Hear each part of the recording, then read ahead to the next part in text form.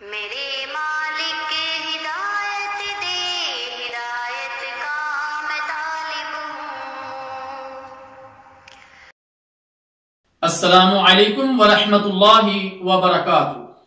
الحمدللہ وکفا والصلاة والسلام علی عبادہ الذین اصطفیٰ، اما بعد، اللہم صلی علی محمد وعلی آل محمد۔ آج کی اس گفتگو میں اخلاق سے متعلق کبیرہ گناہوں میں سے ایک کبیرہ گناہ یعنی الکذب، جھوٹ کو ہم ذکر کریں گے۔ اللہ تعالیٰ جل شانہ سے دعا ہے کہ اللہ ہمیں سمجھنے کی اور عمل کرنے کی توفیق عطا فرمائے۔ جھوٹ بولنا کبیرہ گناہ ہے۔ عن انس بن مالک رضی اللہ تعالی عنہ عن النبی صلی اللہ علیہ وسلم قال اکبر الکبائر الاشراک باللہ وقتل النفس وعقوق الوالدین وقول الزور او قال شہادت الزور۔ اسے صحیح بخاری نے نقل کیا ہے۔ انس بن مالک رضی اللہ تعالی عنہ سے روایت ہے کہ نبی مکرم صلی اللہ علیہ وسلم نے فرمایا کہ بڑے گناہوں میں سے جو بڑا گناہ ہے وہ یہ ہے کہ اللہ تعالیٰ کے ساتھ کسی کو شریک ٹھہرانا، نمبر 2 کسی کو ناحق قتل کرنا، نمبر 3 والدین کی نافرمانی کرنا، 4 جھوٹی بات کہنا یا فرمایا کہ جھوٹی گواہی دینا۔ اسی طرح دوستو جھوٹ بولنے کی عادت آدمی کو جہنم میں لے جاتی ہے۔ حضرت عبداللہ بن مسعود رضی اللہ تعالی عنہ بیان فرماتے ہیں کہ رسول اللہ صلی اللہ علیہ وسلم نے فرمایا سچ بولنا اپنے اوپر لازم کر لو، کیونکہ نیکی سچ کی طرف لے جاتی ہے اور سچ جنت کی طرف لے جاتا ہے۔ جو شخص ہمیشہ سچ بولتا رہتا ہے اور سچ کا قصد کرتا ہے وہ اللہ تعالیٰ کے ہاں صدیق یعنی بہت زیادہ سچا لکھ دیا جاتا ہے۔ اور جھوٹ سے بچو، کیونکہ جھوٹ برائی کی طرف لے جاتا ہے اور برائی جہنم کی طرف لے جاتی ہے۔ جب آدمی ہمیشہ جھوٹ بولتا رہتا ہے اور جھوٹ کا قصد کرتا رہتا ہے تو اللہ تعالیٰ کے ہاں کذاب یعنی بہت زیادہ جھوٹا لکھ دیا جاتا ہے۔ اسے امام مسلم رحمہ اللہ تعالیٰ نے نقل کیا ہے۔ اسی طرح دوستو جھوٹی خبر پھیلانے والے کو عالم برزخ میں قیامت قائم ہونے تک 3 قسم کے عذاب دیے جاتے ہیں۔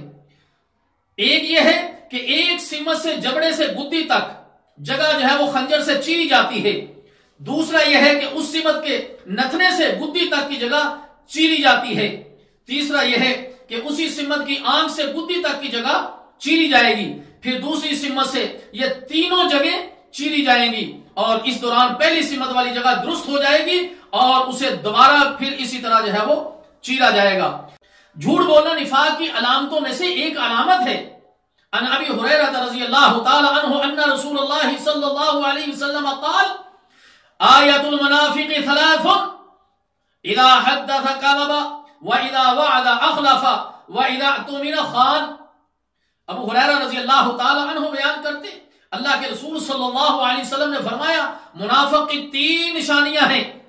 نمبر 1 جب بات کرتا ہے تو جھوٹ بولتا ہے، نمبر 2 اور جب وعدہ کرتا ہے تو وعدہ خلافی کرتا ہے، نمبر 3 اور جب اس کے پاس کوئی امانت رکھی جاتی ہے تو اس میں وہ خیانت کرتا ہے۔ اسے امام مسلم رحمہ اللہ تعالیٰ نے نقل کیا ہے۔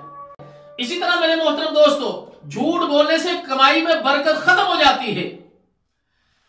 حضرت حکیم بن حزام رضی اللہ تعالی عنہ سے روایت ہے کہ نبی مکرم صلی اللہ علیہ وسلم نے فرمایا بیچنے والے اور خریدنے والے کو اس وقت تک سودا ختم کرنے کا اختیار ہے جب تک کہ آپس میں جدا نہ ہو جائیں۔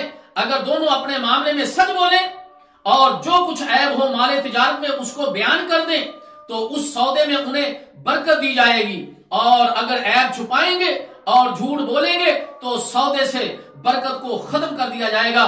اسے امام بخاری رحمہ اللہ تعالیٰ نے روایت کیا ہے۔ اسی طرح میرے محترم دوستو لوگوں کو ہنسانے کے لیے جھوٹ بولنے والے کے لیے سراسر ہلاکت اور بربادی ہے۔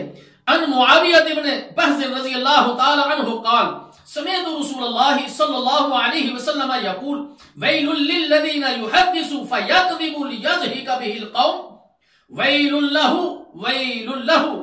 حضرت معاویہ بن بحث رضی اللہ تعالی عنہ کہتے ہیں کہ میں نے رسول اللہ صلی اللہ علیہ وسلم کو فرماتے ہوئے سنا کہ ہلاکت ہے اس شخص کے لیے جو لوگوں کو ہنسانے کے لیے جھوٹ بولتا ہے، ہلاکت ہے اس کے لیے، ہلاکت ہے اس کے لیے۔ اسے امام ابو داؤد رحمہ اللہ تعالیٰ نے روایت کیا ہے۔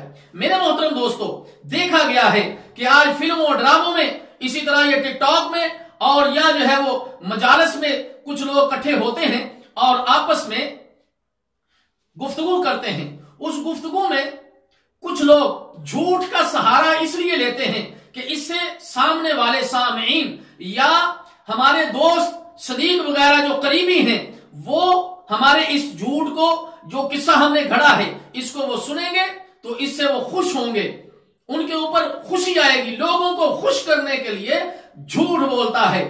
تو پیارے نبی صلی اللہ علیہ وسلم نے فرمایا کہ ایسے شخص کے لیے جو لوگوں کو ہنسانے کے لیے جھوٹ بولتا ہے، اس کے لیے ہلاکت اور بربادی ہے۔